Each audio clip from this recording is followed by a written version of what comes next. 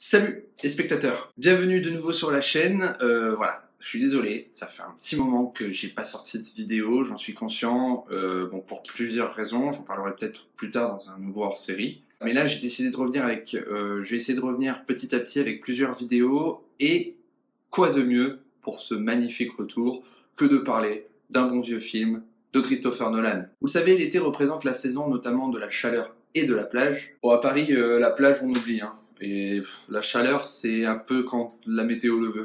Mais c'est surtout l'occasion de s'enfermer dans un bon vieux cinéma désaffecté afin d'envoyer du gravier sur des hamsters. Quoi? Mais c'est surtout l'occasion de s'enfermer dans un bon vieux cinéma pour se mater de bons gros blockbusters qui vous redonnent la péchouille quand votre corps commence à mourir sous la chaleur. Et du coup, Christopher Nolan revient cet été avec son nouveau film un peu blockbuster quand même, Dunkerque, son 14e film en tant que réalisateur. Et du coup, ce film, c'est une occasion pour moi de revenir un peu sur le travail de ce réalisateur que je considère comme vraiment l'un des plus prometteurs de ces dernières années. Et oui, parce qu'on va pas se le cacher, tout le monde a déjà vu au moins un film de Nolan. Christopher Nolan a une filmographie assez spéciale, je trouve. Il se fait connaître en 1998 avec Following et confirme sa place de réalisateur 2 ans plus tard avec Memento, qui devient un classique de sa filmographie. J'ai toujours pas vu. La patte de Nolan se retrouve surtout dans l'écriture de ses scénarios de films, qui est a priori une affaire de famille, puisque son frère cadet, Jonathan, est scénariste également, et a tout de même coécrit le scénario de 4 de ses films. Si vous voulez une idée du travail de la famille et surtout de celui de Jonathan, je vous conseille d'ailleurs la très bonne série Westworld dont j'ai fait la critique. Mais je m'égare, Christopher Nolan opte beaucoup pour des scénarios qui arrivent à nous emporter dans un univers mystérieux et qui laissent planer un doute sur le destin de ses personnages et sur la réalité de leur vie. Pour vous donner une idée, visionnez ou revisionnez pour la 100e fois parce que vous êtes des malades, les films Inception, Le Prestige ou Interstellar. Mais sans tomber dans le scénario trop compliqué pour un spectateur non averti, Nolan a su aussi nous proposer des films plus légers en mystère, mais tout aussi bons en termes d'ambiance, d'acteurs, de bonnes expériences au cinéma, comme la très bonne trilogie des Dark Knight. Alors oui, je sais que The Dark Knight Rises n'a pas fait l'unanimité pour plusieurs raisons, notamment après la performance extraordinaire de Heath Ledger en Joker dans le film précédent, mais vous ne pouvez pas nier que le film était quand même impressionnant. Bon, désolé, mais à part pour toi. Et donc c'est un nouveau type de film en soi que lance notre cher Christopher avec son Dunkerque, puisque c'est un vrai film de guerre, voire presque un très bon biopic qu'il nous propose. Et donc, nouveau film, nouveau thème, réussite ou pas? Déjà, on va faire un petit point de synopsis ensemble.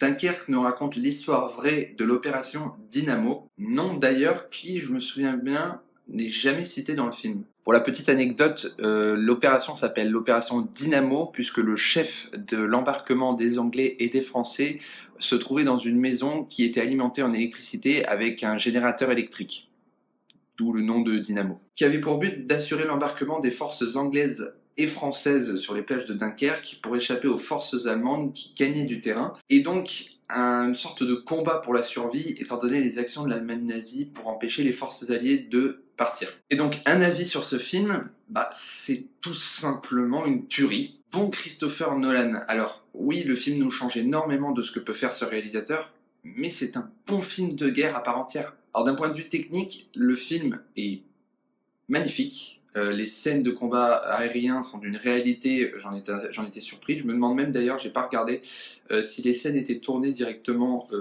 dans les airs ou si c'était fait par ordinateur. Et surtout, chaque événement de ce film nous embarque dans les situations, dans ce que vivent les personnages. Si bien qu'à chaque nouvel embarquement, en fait, à chaque nouveau combat aérien, à chaque homme récupéré sur le bateau de plaisance, je vais revenir dessus, on a vraiment l'espoir que c'est cette action-là, cet événement qui va être la fin en fait de tout et que ça va être enfin le retour en Angleterre. Et pour cet avis, si je veux rentrer vraiment dans le détail pour ce film, pour vous dire à quel point, quelles sont les choses que j'ai vraiment aimées dedans, je pense que je vais surtout m'attarder sur 2 points qui pour moi font vraiment la force du film Dunkerque, en fait finalement.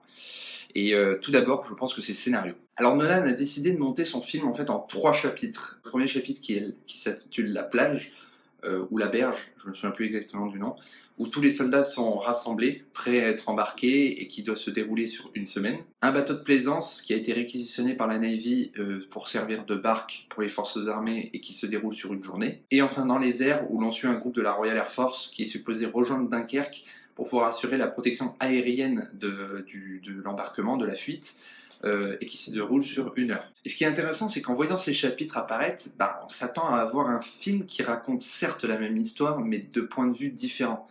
De points de vue totalement différents, et que ces précisions de temps en fait rappellent précisément combien de temps vont durer chacun des combats. Le temps qui d'ailleurs a, je trouve, une dimension assez importante dans le film, mais j'y reviendrai en second point. Et c'est le cas, on a plusieurs histoires qui vont raconter, on a plusieurs histoires, plusieurs points de vue qui vont raconter une seule et même histoire, la fuite de Dunkerque, mais c'est plusieurs histoires qui, à un moment du film, en fait, vont réussir à se mélanger, à n'en faire qu'une seule, et en fait, on voit que toutes ces histoires se rejoignent, que tous les personnages, que ce soit par exemple les membres de la Royal Air Force, les membres du bateau de plaisance et quelques soldats qui étaient sur la berge, en fait, tous ces personnages vont se rassembler sur un seul et même endroit, pour la plupart. On a...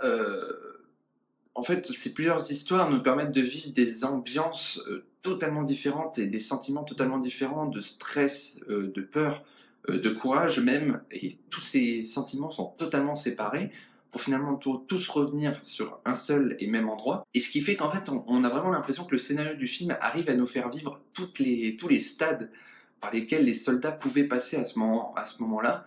Et donc, du coup, on a vraiment cette sensation de vivre une grande partie des sentiments que peuvent vivre des soldats pendant ce genre de fuite. Et enfin, le second point pour moi qui fait le succès du film Dunkerque, c'est le son. Et quand je dis le son, je donne un terme un peu général, c'est-à-dire que je prends la bande sonore, qui est le bruitage, etc., et la bande originale, qui est composée donc par Hans Zimmer. Alors je ne sais pas si c'est le cinéma dans lequel j'étais qui avait mis les bouchées doubles concernant le son dans sa salle, mais on avait vraiment l'impression d'être dans la guerre en fait, tellement les bruits d'explosion, de la mer agitée, des soldats qui essaient d'escalader sur les bateaux, etc.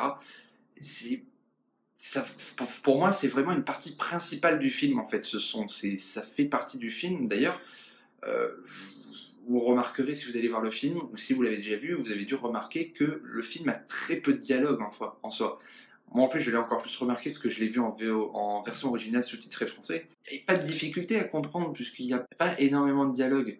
Alors je vais y revenir parce que du coup j'enchaîne sur la bande originale. Alors comme une bonne partie des films de Nolan, c'est Hans Zimmer, comme je disais, qui se colle à la bande originale de Dunkerque. Et bon sens que le résultat est bon.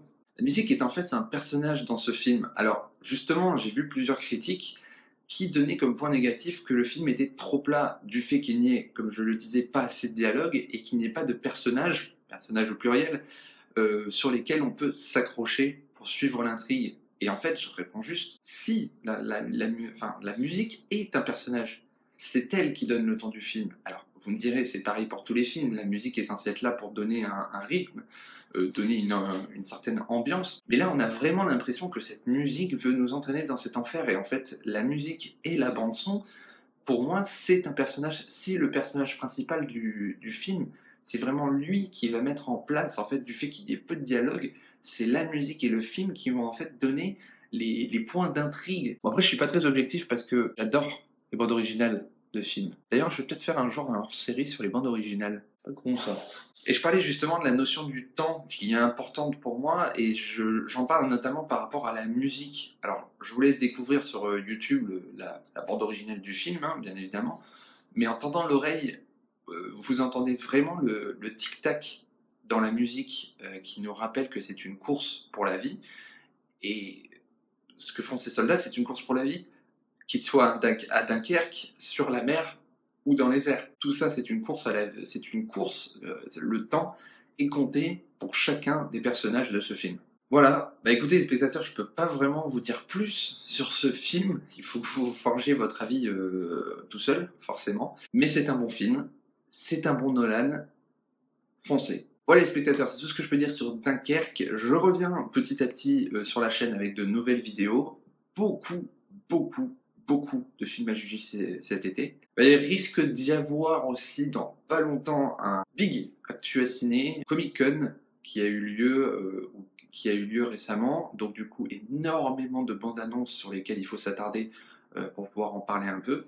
N'oubliez pas de mettre un pouce bleu si jamais vous avez aimé cette critique, à me dire dans les commentaires juste en dessous votre avis sur le film, à vous abonner à la chaîne, bien évidemment, et partagez la vidéo, ça fait toujours plaisir. Voilà, d'ici un prochain film ou une prochaine vidéo, je vous dis à tous les spectateurs. Salut!